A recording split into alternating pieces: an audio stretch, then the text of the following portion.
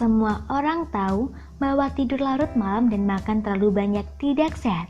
Tetapi kadang-kadang bahkan kebiasaan yang paling tidak berbahaya dapat membahayakan kesehatan kita. Apakah Anda tahu Anda bisa berada di rumah sakit jika Anda menahan bersin Anda? Atau permen karet dapat membuat Anda merasa kurang fokus?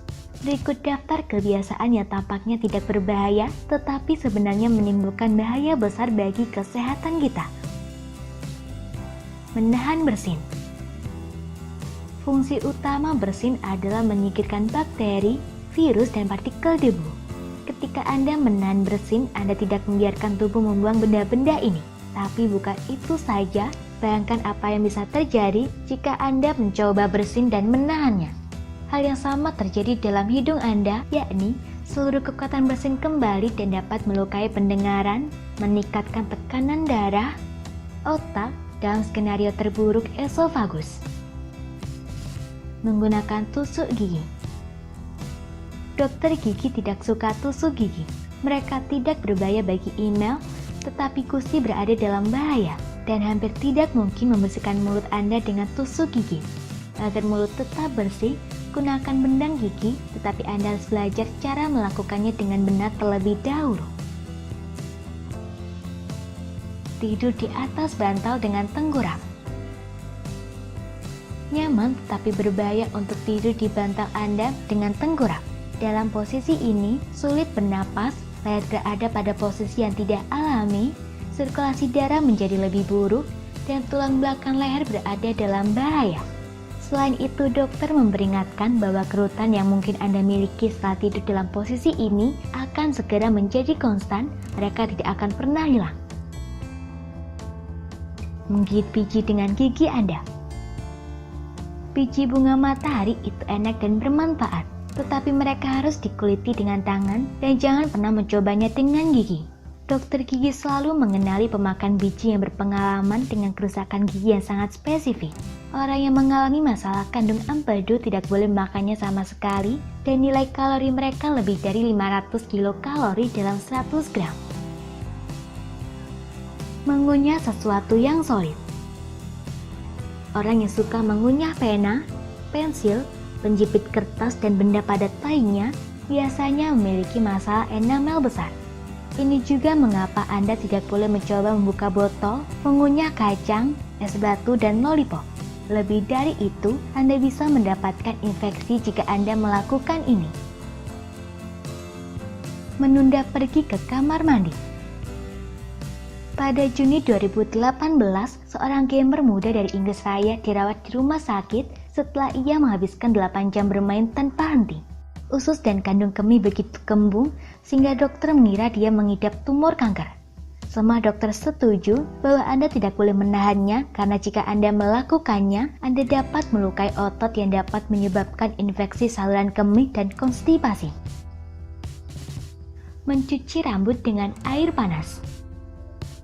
Jika Anda suka mandi di air yang sangat panas, sudah saatnya Anda berhenti melakukannya.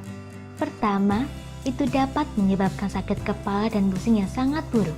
Dan kedua, air panas menstimulasi fungsi kelenjar sebaceous pada kulit kepala yang membuat rambut benar-benar kotor. Menyentuh wajah dan menggosok mata. Jika Anda sering menyentuh wajah dengan tangan Anda bisa mendapatkan infeksi yang berbeda seperti jerawat, herpes, dan banyak lagi. Jika Anda menggosok mata, Anda bisa mendapatkan konjungtivitis yang merupakan penyakit menular yang benar-benar tidak menyenangkan yang melibatkan peradangan, merobek, membakar, dan kepekaan cahaya. Sering mengunyah permen karet. Ada beberapa konsekuensi mengunyah permen karet terlalu sering. Proses mengunyah merangsang produksi jus lambung. Jadi, jangan mengunyah permen karet sebelum makan. Ini bisa menyebabkan gastritis dan bahkan mah. Permen karet juga berbahaya bagi gigi Anda. Ketika produksi air liur meningkat, itu bisa makan melalui gigi dan tambalan gigi. Permen karet juga mempengaruhi ingatan. Ini meningkatkan penghafalan dan membantu berkonsentrasi pada tugas-tugas yang membutuhkan pengamatan yang lama. Tapi itu merusak ingatan jangka pendek, membuat Anda kurang fokus. Membaca sambil berbaring di tempat tidur. Saat membaca di tempat tidur, ikuti aturan ini. Jangan membaca buku terlalu dekat dengan mata Anda. Jangan melengkungkan punggung Anda dan leher Anda jangan tegang. Jangan membaca berbaring di sisi karena jarak ke buku akan terus berubah dan mata Anda harus melakukan lebih banyak pekerjaan. Jangan membaca dengan tengkurap. Anda dapat merusak sistem tulang belakang dengan cara ini. Seperti yang Anda lihat, cukup sulit untuk mengikuti semua aturan ini. Tapi ingat, sebagian besar jenis posisi ini bisa mengarah pada pengembangan kerutan horizontal di leher. Menjilati luka kecil dan meniupnya. Apa hal pertama yang ingin Anda lakukan ketika Anda tidak sengaja menggores jari Anda? Tiup atau menjilatnya? Para ilmuwan dari Harvard University menghitung lebih dari 600 spesies mikroorganisme yang hidup di mulut manusia. Di antara semua organisme ini selalu ada Staphylococcus dan Streptococcus. Darah yang digumpalkan pada luka adalah tempat yang sempurna bagi mereka untuk hidup. Anda harus menerapkan obat khusus pada luka, jika tidak akan membutuhkan waktu lebih lama untuk menyembuhkannya. Berbisik. Penelitian yang dilakukan oleh ilmuwan dan mantan vokalis Robert Salatov menunjukkan bahwa kebanyakan orang menekan pita suara mereka ketika berbisik. Ini meningkatkan kemungkinan mengalami cedera mikrolaring. Ini sangat berbahaya bagi orang yang harus banyak bicara. Menggunakan ponsel saat berada di kamar mandi. Ini bukan hanya tentang ponsel, aturan yang sama berlaku untuk surat kabar dan buku. Ini karena duduk di toilet lebih dari 5 menit meningkatkan tekanan di pembuluh darah Anda.